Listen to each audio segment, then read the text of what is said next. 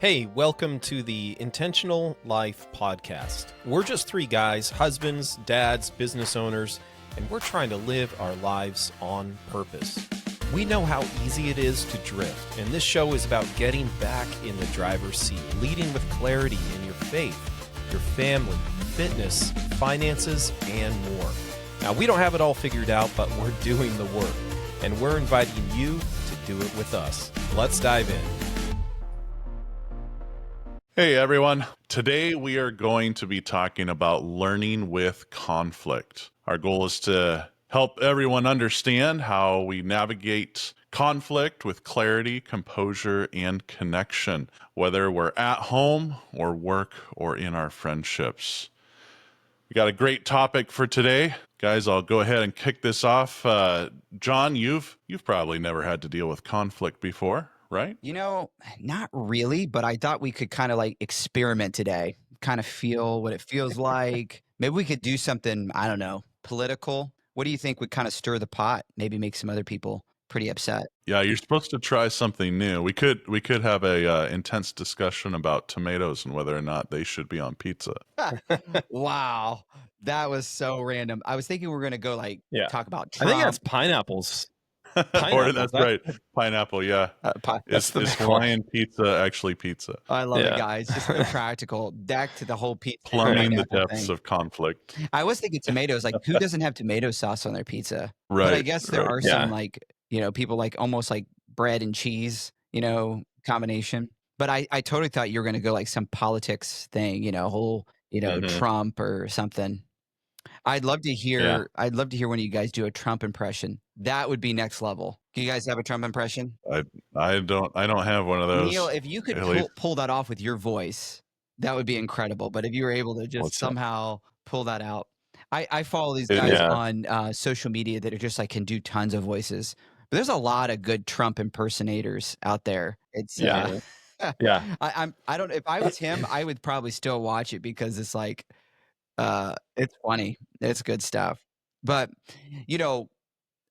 raising this idea of conflict, I think innate with that term, we automatically think of it as being something very negative. Like, ooh, there's conflict, and we want to avoid conflict at all cost. What we want to actually posit is that conflict is not necessarily good or bad, but it could be a tool that moves you to greater growth. But if not handled right, it could be very destructive. And I think we're used to seeing the destructive side of conflict, but we want to kind of talk about what it looks like to be proactive when it comes to handling conflict rather than just reactive. Because when conflict happens, no one feels really good about it.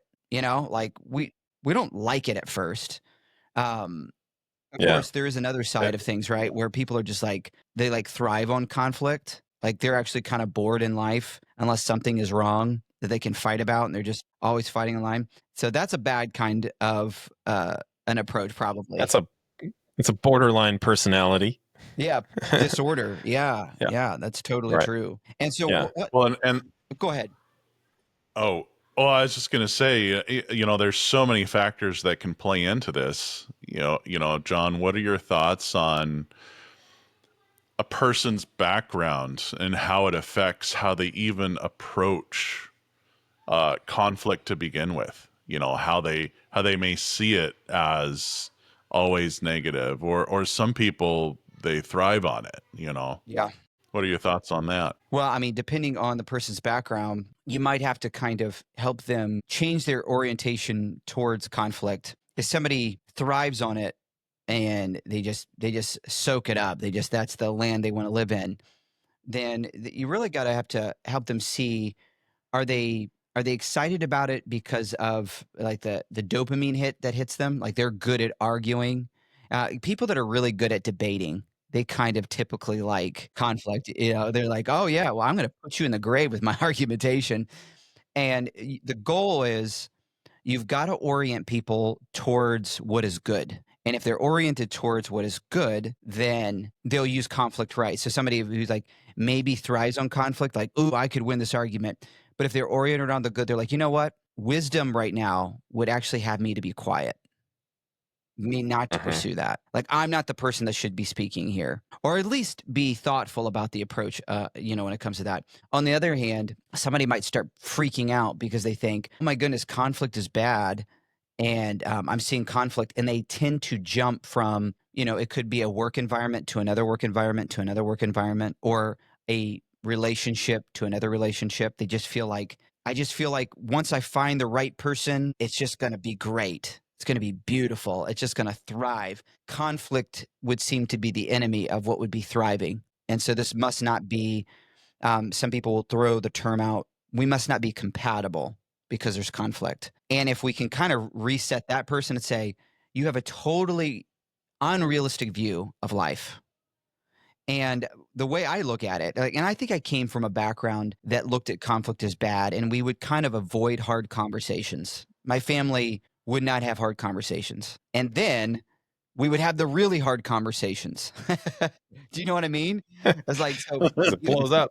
you Yeah. avoid it long enough, then you have those explosive conversations that are very, very detrimental. And now you're unpacking things that should have been unpacked at the particular time. And now they're all being unpacked at once, very explosive.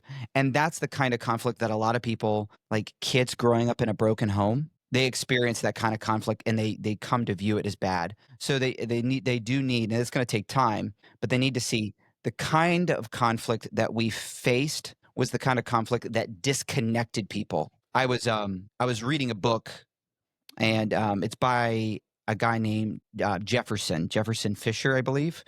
And I'm trying to grab the title of the book. I'm not sure if I have that in front of me.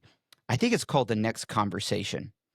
And I just read the book recently. It's really, really good. And he said this, and I thought it was really fascinating. He says, the goal, this is when you're talking with someone, is not to win the argument, it's to stay connected. And then he went on to say, the enemy in conflict isn't the other person, it's disconnection. And I just thought this was such a fresh way to look at it, because I often had not thought of it in terms of, hey, when I'm relating with someone, and I've used this terminology, I want to connect with their heart first. And if I connect with their heart first, it changes my approach. I don't run from conflict, but how I approach it is very different. And so what do you guys think about this thought process? I think you have to think about also personality as well. I'm going to show a visual for you guys because I think every personality deals with conflict differently. This will help all of us think about this.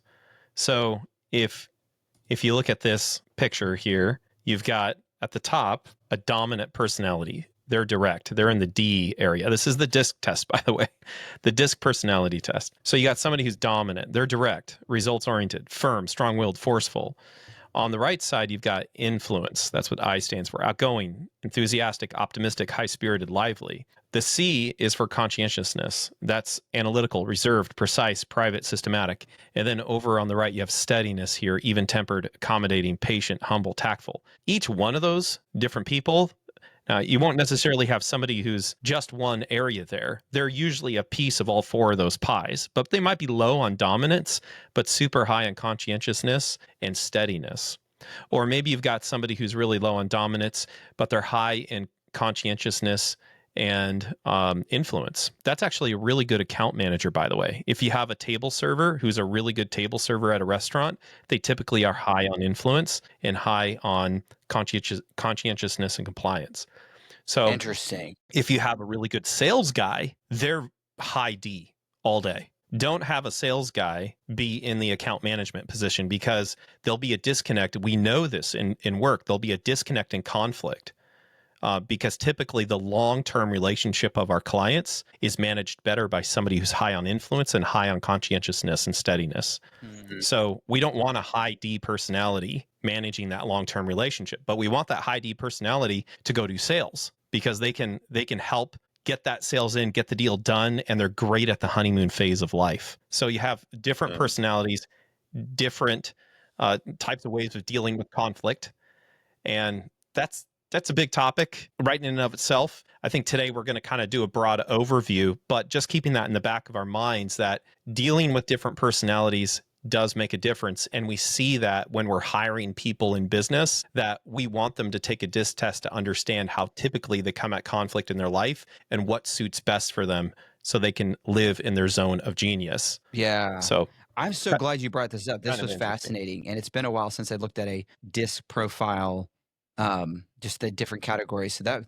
was actually really helpful for me, and no doubt for somebody that's a business owner, even thinking in terms of who is the right person in the right seat and think it through this. 'Cause you might have somebody that's high on influence and you think, oh, they're going to be great sales, but they're just not direct enough. They're just kind of beating around the bush, and you might but that it's good from a Too personnel. compliant. But then even like you think about like, why is there conflict? It could be some of the strengths colliding, and we just need to actually work on some ways where we're working through this collision in a way that builds a better system, process, and procedures.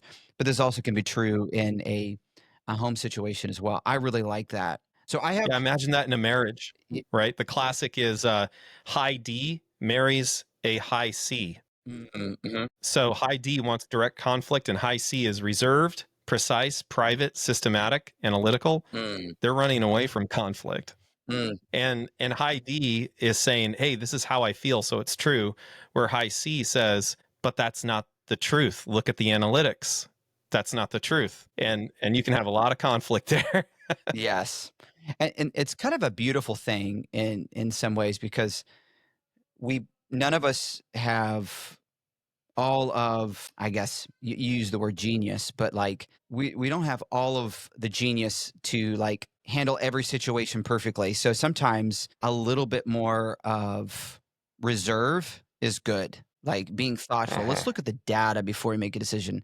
And other times moving forward faster is the way to go.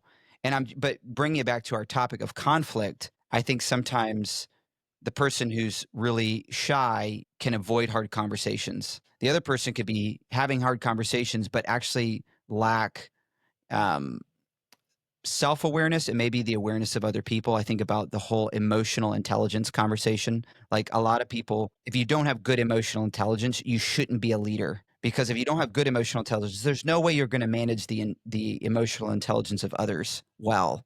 You're not If you don't have good self-awareness, then you're not going to have good social awareness either. And so there needs to be self development before there is like a really big leadership role, or at least a leadership role that doesn't have a high cost. So you learn, and if you make mistakes, the cost is not so high. But I think you brought up some really good points here. So what does it look like to have healthy conflict? So I have 4 C's. I'm just going to lay them out really quick, and then we can kind of flesh these out, and maybe you guys want to add to them. But the 4 C's, alliteration sometimes could help, but these are 4 C's of healthy conflict. So when something is not seeing something the same way as someone else, the first thing that you want to do is really gain clarity. And what can happen so often is we begin to have a conflict, and we talk past each other, and we don't slow down enough to listen to make sure it's like, what actually is the issue? Let's get the facts. Let's not go off assumptions. And that's I think a fundamental thing. What I like to do in this clarity section, and it kind of goes with the second point, curiosity, is that I like to try to ask the person what they're thinking, how they see it, what their perspective is. And then I like to try to repeat that perspective back to them. And my goal is to communicate that perspective better than they put it. So they're like, oh man, you said it better than I did. That helps someone feel like they have trust with you. If you can say what they say even better than they said it, then it's like, oh, okay, they get me. They understand. I've been seen and heard. This beginning process alone actually helps move you. It puts you on the right track towards healthy conflict, because you're like, I'm gaining clarity. I'm leading with curiosity. I'm not just assuming. I have good questions. Then the third would be compassion, and this might be making sure that your whole language, not just what you say, but how you say it. And I've come to the conclusion, this is true in public speaking as well as in just dealing with conflict. What you say and how you say are equally important. You need to think about, how am I saying this? How's my tone? facial expression, body language. It can make a big difference. It can make you sound like a jerk or empathetic. So you want to try to come in that way. And the last thing is that we're trying to move towards collaboration, a resolution together. It's not my way or the highway. I'm right, you're wrong. It's probably more like, hey, we both can learn from this. Let's grow. Let's build from this. So it's a focus on the future, not just the past. So if you have this basic framework, it could help you begin to move towards healthy conflict. Would you guys add to that? What's your thoughts? Yeah. So, your tone, posture, your facial expressions, emotional regulation. It's a gateway to trust. It's interesting if you look at that personality test. Just looking at some of those stats, the steady personality, we often call those steady Eddies and Betties, make up 32. Depends on the study you're looking at, but about 32% of our world population. So it's the largest population, which is interesting. And so you could take a lot of things from that. Dominant personalities only make 8 to 10% of our population, world population. Depends on the study you look at, but it's kind of interesting to see people. If we didn't have, imagine if we had that flipped, and we just had a bunch of dominant personalities, and we had a bunch of very few steady personalities. That probably would make for a very interesting world. Another thing to note too is dominant personalities are more than likely going to be in leadership positions because they tend to be more dominant. You'll see if you're ever going into a church or an organization or you have a new boss, probably has a little bit more of a dominant personality because of that. That's also, it's not just a nature thing, that's also a nurture thing. You'll find that even your personality, if you're steady Eddie or Betty, if you're put into a leadership role, you'll tend to see that your influence and dominance are probably going to go up a little bit. Understanding that steadiness is an important part of regulation within conflict. You have this weird thing where, what does a dominant personality want? They want things to be done their way because they feel like it should be done their way. But at the same time, they need the input of others. It reminds me of, in a multitude of counselors, there's safety. I can't remember which proverb that is, but in a multitude of counselors, there is safety. And a dominant personality will tend to say, on the far side of dominance, I just want to do it my way. But a wise dominant personality, so someone who's, let's just say, willing to take charge, willing to solve the problem quick, willing to take the direct approach to the problem, will also want a multitude of counselors for the proper wisdom, the proper balance there. It depends upon your role. If you're more in a management role in life, or if you're in a sales role where you're just trying to get stuff done, you might see you tend more towards dominant there. But emotional regulation and building that trust, huge. Showing compassion towards others. One thing we see, and I'll mention this from a business perspective, it's not compassionate for a salesperson, and maybe this is because I keep on using this for dominant, it's not compassionate for a salesperson to sell somebody. We all know that term. Sell. I was sold. I thought I was getting something, but I got something else. I was sold. That's not compassionate. So if a sales guy just sells somebody on something, but then afterwards they go into the delivery process and it's not really what they expected, maybe it's the new car they bought, maybe it's working with that agency or maybe a landscape company. These are just things that are top of mind because these are things that we do. We change someone's backyard and they just feel like they were sold and it wasn't a good experience on delivery. That's not good. That's not compassionate. So it's so important that salesperson, and it's always a struggle, by the way. Delivery is always saying, sales guy, stay within the confines of what we sell. And the sales guy is like, yeah, but I got to sell the sizzle because that's what people want. They buy based upon emotion. So there's always that pull and that difficulty. I was reading in Proverbs today, and I was just reminded of the importance of truth. Emotional regulation is basing our decisions upon truth and not the feeling of just emotion in the moment, and how important that is. And maybe you could say that's a little bit of that analytical personality, thinking about, okay, well, what's truth? How do we get to truth? How can we rely on the people who are that multitude of counselors and what is true and get their input and then make a better decision moving forward for everybody so that we can all have success? Yeah, I like that. And you were talking about relationship to truth, and it reminded me, again, you talk about top of mind. Jefferson, that I mentioned, the book, The Next Conversation, he talks about delivering the truth to someone. And he says, grace doesn't mean you avoid hard truth. It means you deliver it relationally. And I think delivering it, if I were to break that down further, what does relationally look like? Well, I think instead of coming in like a bulldozer, sometimes you have to tell somebody pretty quickly. I'm not saying that you always have to take a long time, but trying to have a consistent disposition of curiosity and compassion. Like, I'm curious why they made this decision. I'm going to try to put myself in their shoes, even if they made a wrong decision. And but I'm not going to avoid the truth.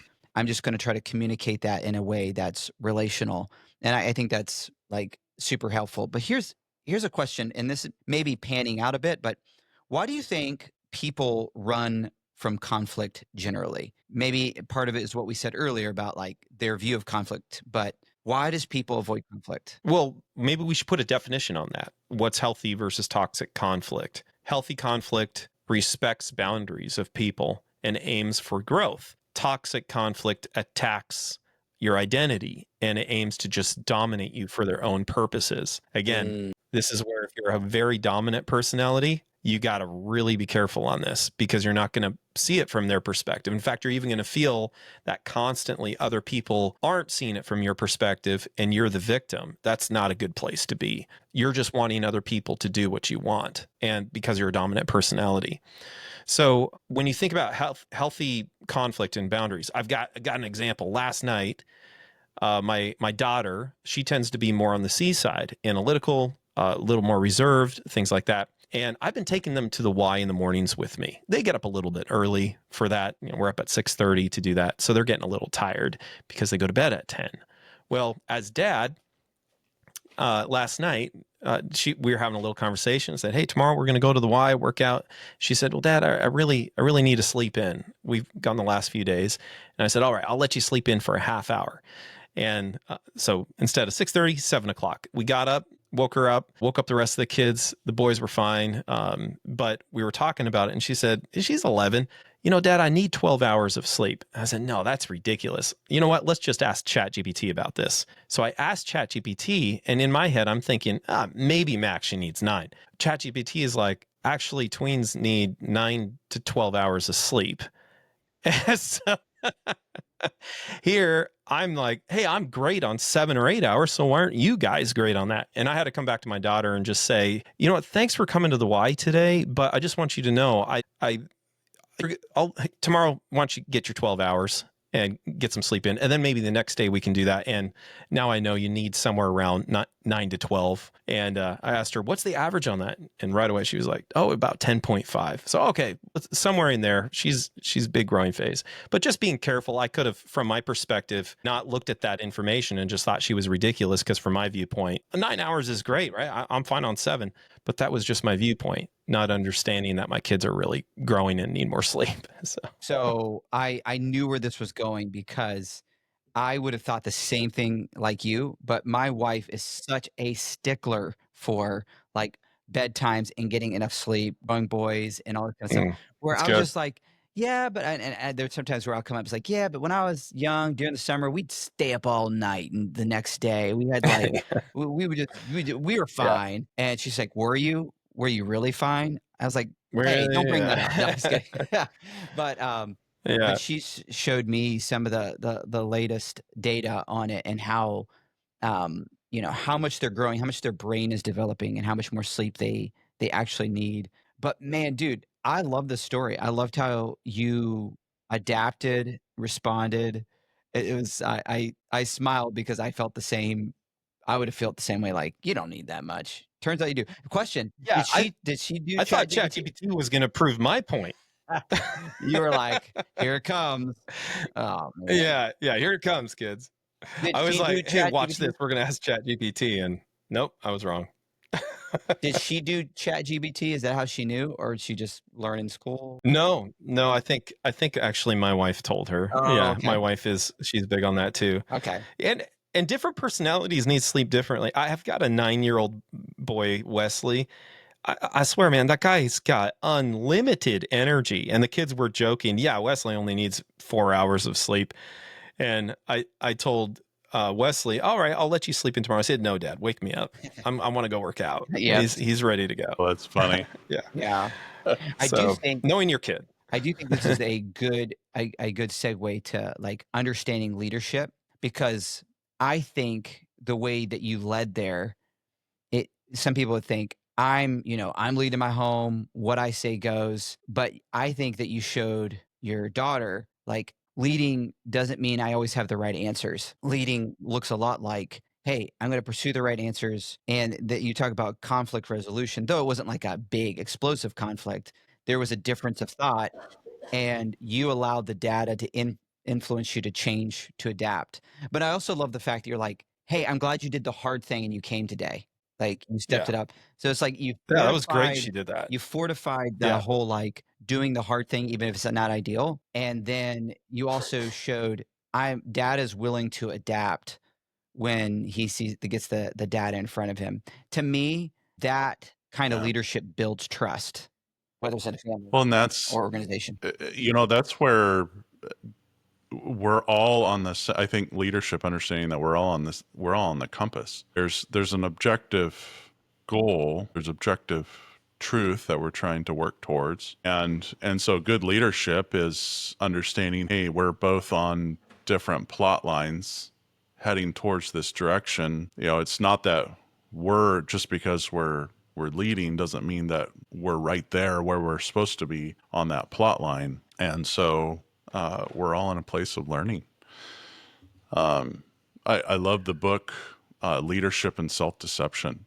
And it's all about having that self-awareness of understanding where you're coming from and giving room to know, to have that self-reflection of, okay, where am I really at in this?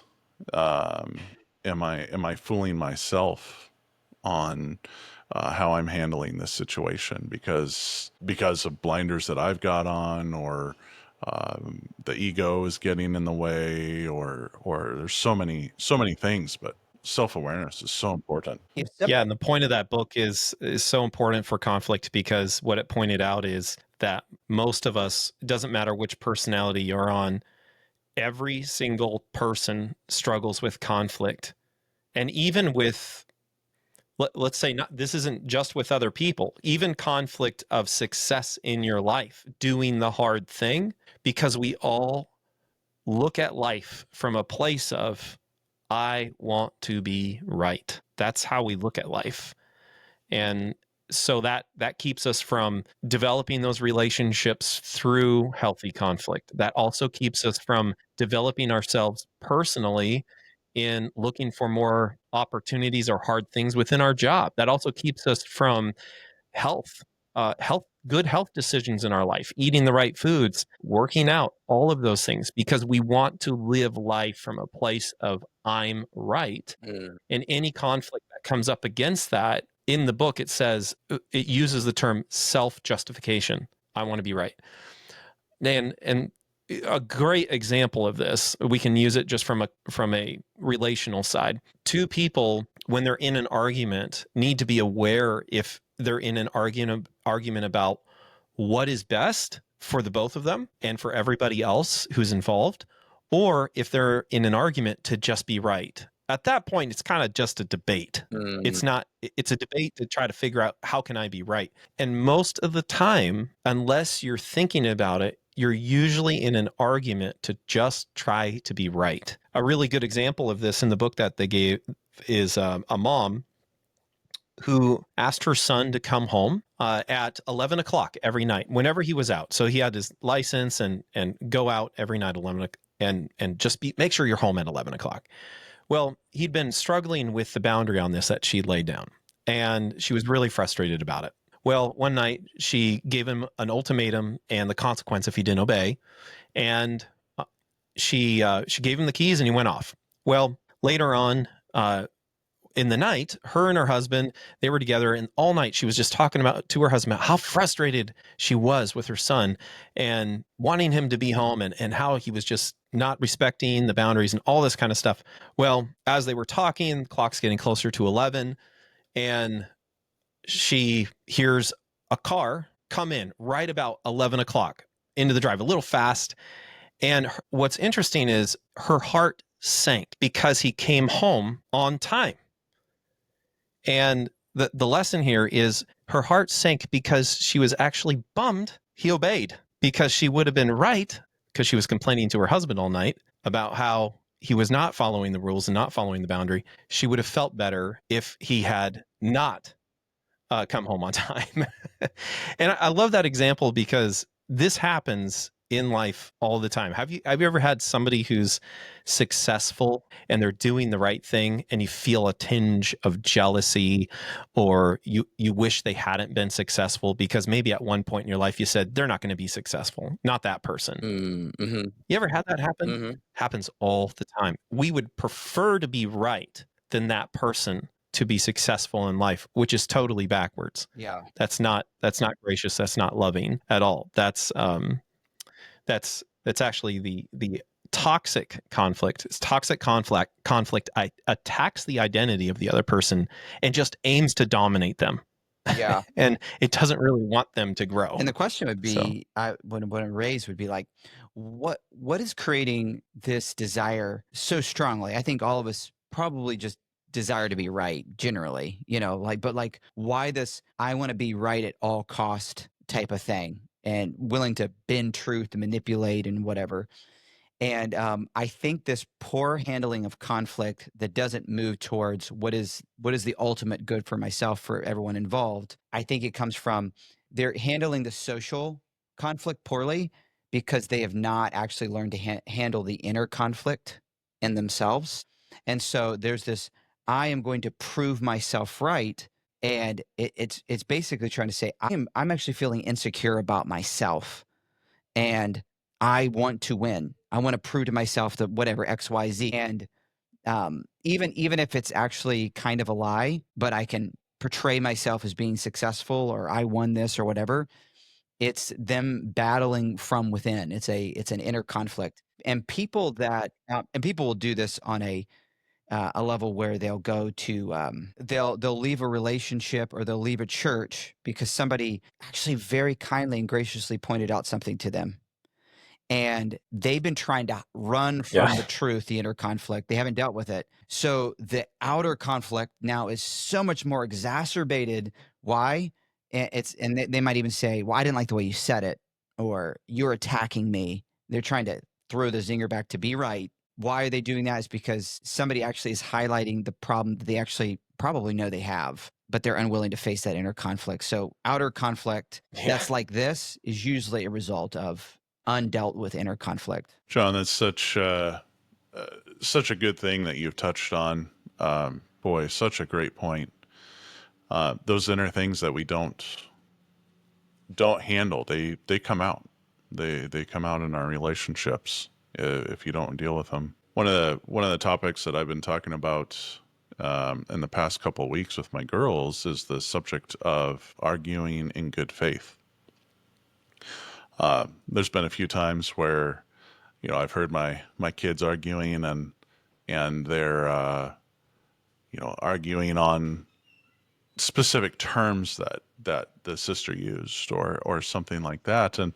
And so I ended up introducing this concept to them and just telling them, arguing in good faith means that you're not trying to just win, that you're trying to truly understand what the other person is saying. And what that means is that understand what they mean, even if the words that are coming out maybe don't explain what they're meaning in the best way. It's fruitless to argue on those types of things. You arguing in good faith means really understanding what the person is trying to say, and then that you're in a place where both of you can move to a place of resolution. And so I've had several discussions with my girls about, conflict continues when you've got both parties and one of them isn't willing to take the mature road and resolve the conflict. And that takes analyzing your heart, analyzing what's truly right about the situation, and being willing to be the one that resolves it instead of maintaining, ego or whatever it may be. And so I had several talks with them, but I think that's, we hear this all the time. We hear, especially in political speech and things like that, where people aren't arguing in good faith, and it just exasperates the conversation that's going on. It doesn't help resolve. And, and you could get to the end and someone think, oh, you really got a one up over that person. But, or other people could look at that, and you see this in echo chambers a lot, where, oh yeah, you totally wiped the floor with them, but you didn't win. And then you see people who are really approaching it with this argument in good faith. And I enjoy Jordan Peterson, and I love it when you hear him acknowledge the strengths of the other person, and you hear him repeat back, this is what it sounds like that you're trying to say. He's really trying to understand and trying to deal with what the person is meaning to say. And there's other people that do this, but it's such an important concept in this. And as leaders, we need to carry that idea in any of our communication, which is the arguing in good faith, truly dealing with the meaning of what the person's trying to say. Yeah, when we have, like, I feel like That's good. underneath conflict resolution is truly a growth mindset. And if you're trying to grow as an organization, as a leader, you think of conflict always as an opportunity to build. Like, oh, okay, somebody's bringing up, this is a pain point. If we're going to grow, we can't ignore it. And if we're not going to ignore it, I must become curious and I must get to the bottom of actually why this is happening. And I think you mentioned Jordan Peterson, which I could kind of hear his fluctuation of voices, like, well, fair enough. He says fair enough a lot, but he'll push back. And in academia, you have to have a thought out there, entertain it, and interrogate it. And interrogate your own. Actually, you want people to interrogate your own thoughts and conclusions so that you actually know that they're sound, so you're not missing something. Like, that's a necessary discipline for pursuing razor sharp truth, But it takes a lot of emotional intelligence, because you're putting your feelings out there. When you put a conclusion or a thought or a study or whatever out there for people to criticize, that's hard, but it's just a great way to pursue growth, because you're allowing, like, hey, I want to get some honest feedback. And you probably heard this. If you wouldn't take someone's advice, you probably shouldn't take their criticism. Have you ever heard that statement? It's probably a little less charitable than the way I would put it, but I like the succinctness of it. I'm like, like somebody who has never started a business, tell me how to run a business. I might be able to learn some things from them, but at the same time, like, they've never been a business owner. However, like, for you guys, if y'all were talking to me, y'all own several businesses, it's going to carry much more weight. Be like, okay, they've been around the block a couple times when it comes to stuff like this. And Yeah. so kind of considering where's this criticism coming from, but still trying to have the posture of, I could learn from anybody. And Neil, what you were talking, this reminded me of the passage in James where it says that just talking about wisdom that's from above is easy to be entreated. Yeah. And Easy to be treated. Yeah. I'm just thinking, like, when I hear something, I want to try to, like, almost posture myself as, this person's not trying to hurt me. They're actually trying to help me or the organization I lead to be better, So let me be easy to be entreated. Tell me more. I'm curious. What made you think this way? Why'd you feel this way? And normally, when people actually feel seen and heard, they feel like there's trust established, even if they're coming to you with like a problem. But here's a question that I have for you guys. Unless you wanted to add to that, but I'll go ahead and pose the question. How do you know when you should walk away from a conversation? Can I give a also illustration on that too? Yeah, sure. Because I think this is a hard question. All right. I'm going to bring this up again. So when we're looking at this question, here's the example. You got two different people. Look at C and S down there.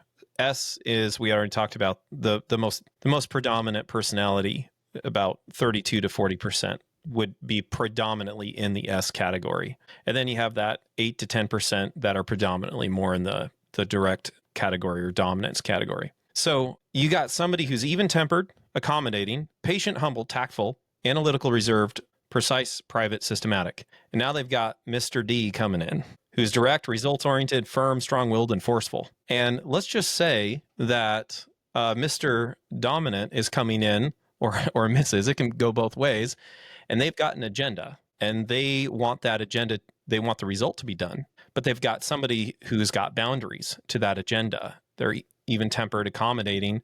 Maybe they're even patient with this person. Maybe they're humble. Maybe they try to be tactful in this relationship. But from their viewpoint, they just keep on getting hit over the head with this dominant person over and over and over. They're analytical. They're a little more reserved. They kind of have this, maybe I'll wait for this person to figure it out, this guy or this girl. I've seen it on both sides, girls and guys with this dominant personality. So maybe I'll wait. And yet this dominant personality continually, it feels like an attack. Okay, so that's from their perspective, the C and the S personality. From the dominant personality perspective, they're trying to get this person to do the right thing. And this person maybe isn't. Maybe they're stuck. They're stuck in life. And this dominant person feels like, man, maybe they just need a more direct approach. They're just not getting it. So I need to get them more direct. I need to follow up with them more. I need to help them with this and put more energy behind it and get more forceful with it. So it's interesting because you look at those two difference. One guy, and so what happens with the CNS is eventually the CNS will just break and they'll say, you know what? I can't take this anymore. So I'm going to put up boundaries. I don't want you giving me this type of input anymore. And by the way, I have all these boundaries and you need to respect me and all this kind of stuff. It'll make the dominant person feel like they can't be themselves anymore. And so they'll say, I am so frustrated hanging out with this person because I can't even be myself. I can't be my results-oriented, firm, strong-willed, forceful person that I want to be. And it'll make the C and the S person feel like this person is abusive. It can be abusive, but it's not always the case. And like Neil was saying, the good faith behind the dominant person, there probably is a good faith component there. And then from the opposite perspective, the dominant person does struggle with boundaries a little bit. And so the feedback that he's getting from the CNS is probably good for him as well to help out with the balancing there. But that's just when we talk about abuse, I just wanted this example because this happens every single day. And before you call it abuse, maybe there's a personality difference happening. Yeah. And maybe it could be actually for your growth and for your good if you're a dominant person and you're getting feedback from a steady high S, high C, somewhere in there, and vice versa, if as well. Maybe both these people could benefit. So, and this is where, we've touched on it before. We come at this plane from so many different directions. And that's why, I think in previous episodes, we've talked about you got to understand your natural strengths and the weaknesses that tend to occur from that. And so the dominant person needs to learn how to ask questions more, perhaps. And meanwhile, the analytical person needs to learn to confront and be more direct, or take action. They don't take action. They struggle with it. Yeah. And these things can bless or bug other versions of these personalities. And so in this path of becoming more capable, and that self-awareness about what you tend towards and weaknesses is so important, just even for maintaining these types of relationships. And we can fool ourselves so easily. We can think, oh, actually, you know what? It's the dominants that make the world go around. Well, actually, the analytical is thinking the same thing. There's actually, it's the analytical personality that makes the world go around. The problem with the world is everyone's not like me. And that is not the case. And obviously, God made us different, and we sharpen one another. And part of that sharpening and being open to sharpening means developing that self-awareness and and being so careful about understanding how much we can fool ourselves. I remember I was at a marriage conference with my wife, and the video was giving this example of, or I think the pastor was giving this example of a couple where the spouse kept doing something, and over the years, the other spouse just let it go. But really, the example that was given was something where there's, well, and maybe I should step back from this. I think it's important on, well, here, I'll finish this out. The example was one where the spouse was saying, I was loving my spouse by not bringing it up and just letting them continue. Yeah. And so I ended up getting up and just said, well, actually, true love is willing to say something. Now, in this situation, it's important to understand that there's there's two sides to this, that we can, if it's something on the moral side of the compass, it needs to be approached and dealt with. If it's on the preferential, okay, you can let that go and still carry true north on your moral compass. My wife and I have very different tastes when it comes to decorating the home. I enjoy certain motifs. She enjoys other motifs. I could decide to try to exert, boy, I want it this way. I really want this. Or, hun, can we do a mixture of both? And that would be fine, and she'd be open to it. But the crux of it is I enjoy seeing her artistic imagination come out, and I know that she enjoys it and she's blessed. And in the big picture, when I stand before God, it doesn't matter that the house was decorated in modern type decorations. That's a good point. What matters is that I blessed and helped nurture my wife and loved her. And so in this preference, it's a preference. It's not moral. But if we are coming across things, and this is where, some of these other personalities, the ones that aren't dominant, you have to be careful, because you can couch inaction and confrontation as something good, and it's not. And so you can fool yourself into it. I grew up, I tend towards liking to not have conflict.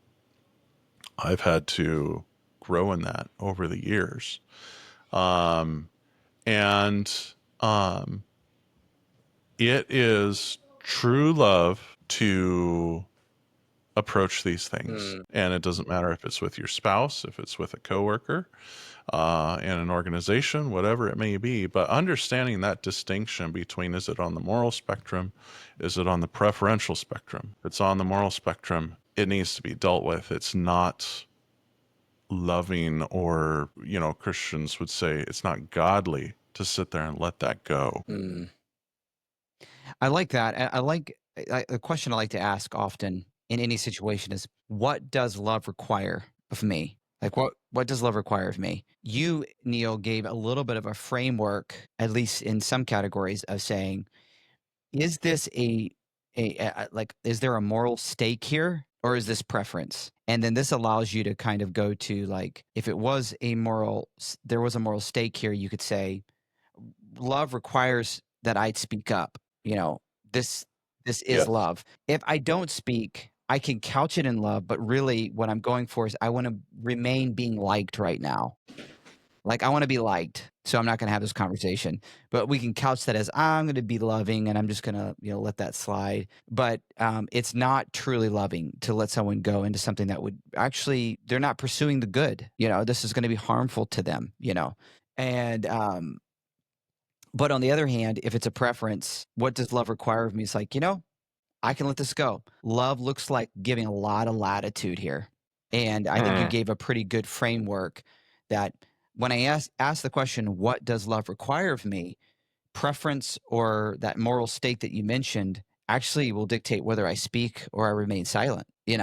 I think that's good. There's probably more nuance that we could add to that, but hopefully anybody listening in, you're starting to think, oh, this helps me develop a framework for what is the hill to Here, die on. here's something that's interesting too, guys, because there's an enemy of conflict. By the way, most D's don't like conflict. You talk to a D, Neil, you tested as a higher D. You talk to a D, and most of them will say, even a high conflict D, I don't like conflict. But you know what a high D hates worse than conflict? Coasting. And the problem with a steady personality, analytical personality, conscientious, is that they're okay with coasting. Most people like to coast. It's actually one of the worst destructive things you can do in your life, because in coasting, you might feel like everything's great, but your marriage isn't improving. You're not improving professionally. You're not improving as a parent. Your kids aren't improving. You're growing lazy kids if you're coasting. If you're not, it's the classic, if you go to the gym and you don't have some pain when you work out, you're not going to develop. And I think dominant personalities, while they don't like conflict, they can't stand coasting. Why? Because they're results oriented, they're strong willed, they're forceful, they're direct. So, or sure, to give it to the dominant personalities, I understand you don't like conflict, great, but I know you can't stand coasting. And so you have to say something when that happens. Also, on the flip side, it's important to note that you, as a dominant personality, you might not like conflict, and you don't like coasting more, so you say something, which is great, but you do want things to be your way. And so when you are talking to other people and you think that you're maybe offended in a situation, you really have to kind of step back and ask, am I just asking them to kind of do what I want right now? Mm-hmm. That happens a lot, because maybe you think they're coasting in their life somewhere, but you really don't have all the information. Why? Because you're results oriented, you're direct, you're quick to act. One of the most beautiful things I heard from you, Neil, was a dominant personality could probably, I think you said something like, could probably ask more questions.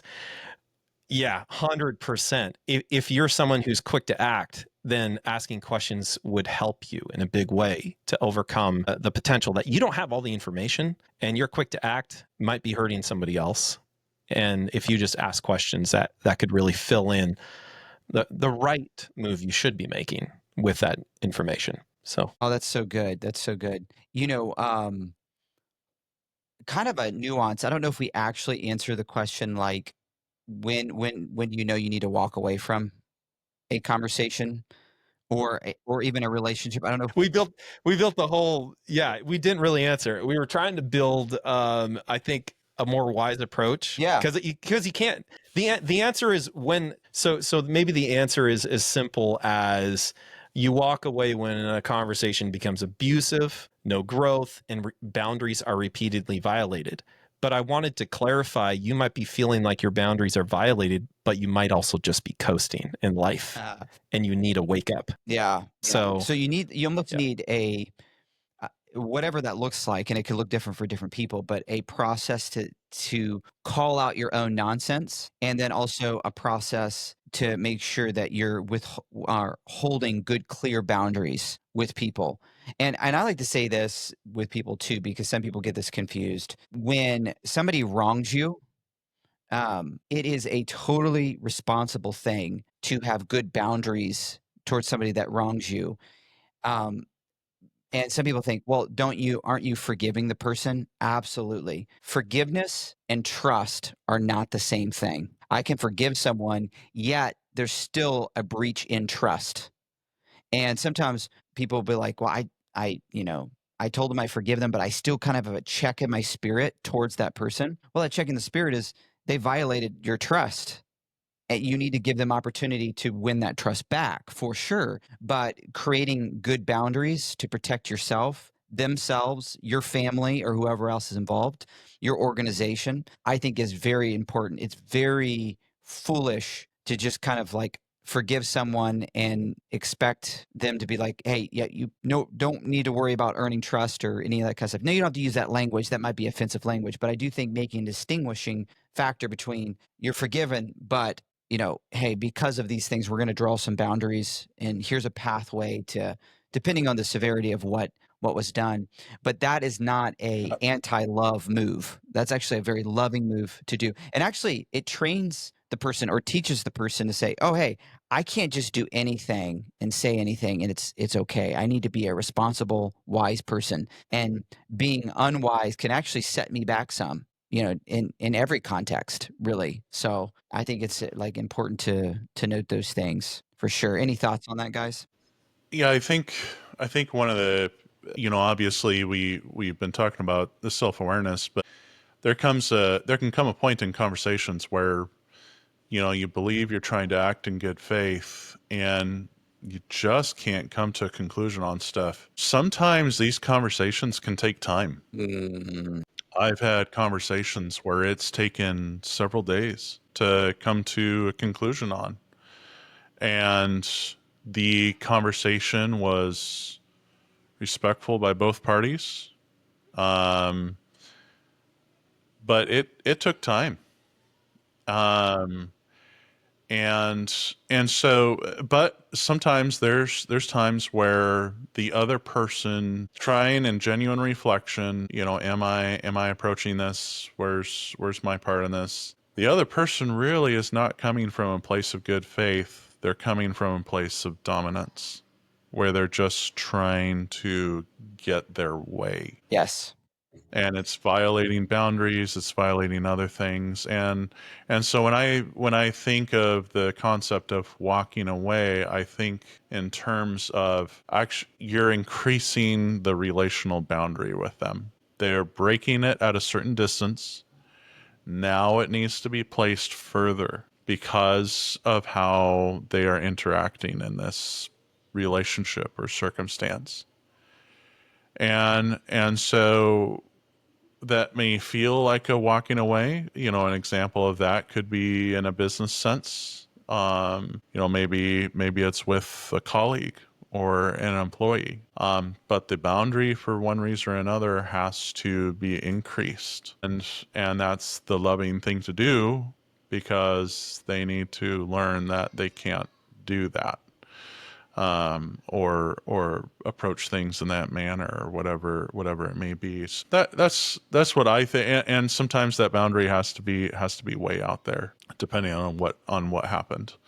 Um, so it's an interesting it's an it's an interesting place to be, where you can extend forgiveness, you can have a desire for reconciliation, but for the greater good of the people that you love, for yourself, or whatever it may be, this person needs to have a boundary that places them further outside in their access to you and those around you.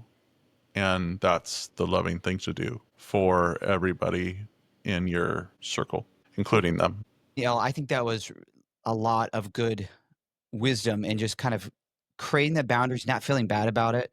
And I think this is important for leaders too, because if you don't create these boundaries, it's just going to create a culture or a context for burning out.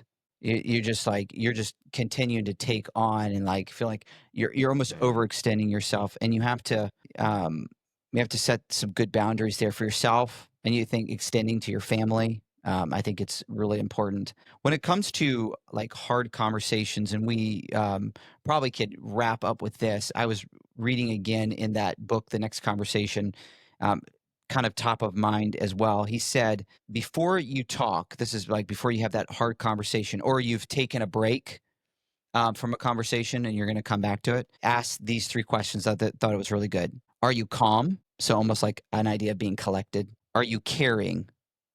Are you going in with the other person in mind? Are you caring for them?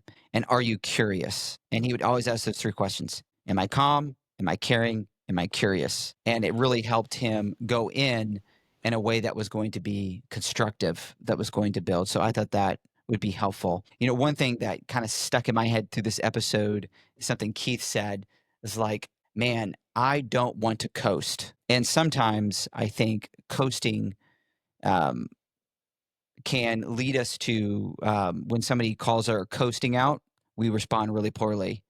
Or because of coasting, we don't have hard conversations. So coasting is a pretty like big enemy of having healthy conflict. And I was trying to sit here think of like where do I fit in the like disc profile exactly. I've taken several, and sometimes you're like, was I really honest on all those questions, or was I fair? Was I projecting what I'd like to be Yeah. rather than who I am? But one thing is I'm kind of like Neil in that I don't really love conflict, but I grew up in a context where I feel like the hard conversations were always avoided, and then it got super explosive. And I realized, you know, if we would have just had those conversations earlier, it it wouldn't have been this big. And I'm still dealing with some of that tension in my family to some level where not my immediate family, but my extended family, where there's a problem and no one wants to talk about it. It's like the elephant in the room. And I'm like, we'd be so much better if we just talked about this. But then you're kind of viewed as the enemy because you want to talk about it. And so I am kind of that uh, maybe a bit forceful, like, "Oh, what's going on? Oh, have we talked about it? Have you talked to the person about it? Let's talk to the person. Let's do it. Let's get it done," you know, and try to do it in a very optimistic way. But I do think, generally speaking, running towards the hard conversations is one of the best skills you can learn. And then, but learning the skill also of saying, "Hey, am I calm? Am I caring? Am I curious?" When you do have the hard conversation, is kind of that next level skill for sure. So, go ahead, Neil. You know, just kind of note on that. In Christianity, we people are usually familiar with the term "blessed are the peacemakers," right? Jesus's comment. I think a lot of people can hear that and think, "Blessed are the people who don't make conflict." Yes. And that's not where that's coming from. The concept of peacemaker is one of, like you were just saying, run to the conflict and resolve. Blessed are the resolvers of conflict. And so I think this is one of those things important to note. Running towards conflict is a proactive, healthy thing. And when we don't, that can turn into explosive conflict, which can really cause a lot of hurt unnecessarily. And so, in the concept of being a peacemaker, we need to remember it's not blessed are those that don't allow conflict to happen. It's blessed are those who proactively help resolve conflict. Man, Neil, that is so well put. That's like we shouldn't say anything else. End of episode. There we go. I mean, that was That was really, good. really well put. Where's my Coca-Cola Zevia? Yeah, exactly. Yeah. Because I do think if you're going to make peace actively, then there had to be the absence of it at that current juncture. So there was conflict, and you came in and you helped make peace. And I think that's not running from the conflict; it's running to it in a way that de-escalates it. And that's the godly response. And I even think about the Proverbs, a soft answer turns away wrath. And the Bible is filled with a litany of passages that leads us to that. I think about Romans 12, where it talks about as much as lies within you, live peaceably with all men, Mhm. and peace is not always possible, but we're seeking to de-escalate the tension. We're seeking to be. It's called the ministry of reconciliation, right? And so we're trying to bring people who are at odds together. That's a peacemaker. So I love what you said there, Neil. That was really super helpful. Thank you all for who just listening into this conversation. Man, I have gained so much just from listening to you guys unpack this. And there's even nuances like Keith with your conversation with your daughter. I was like, ooh, that's a really good thing, a good way to practice it. Neil, your thoughts even just about like what does love require of me? Very helpful. So hopefully everyone listening in, this was a helpful conversation to help you think through how to deal with conflict in a healthy way. So just remember, until next time, live intentional.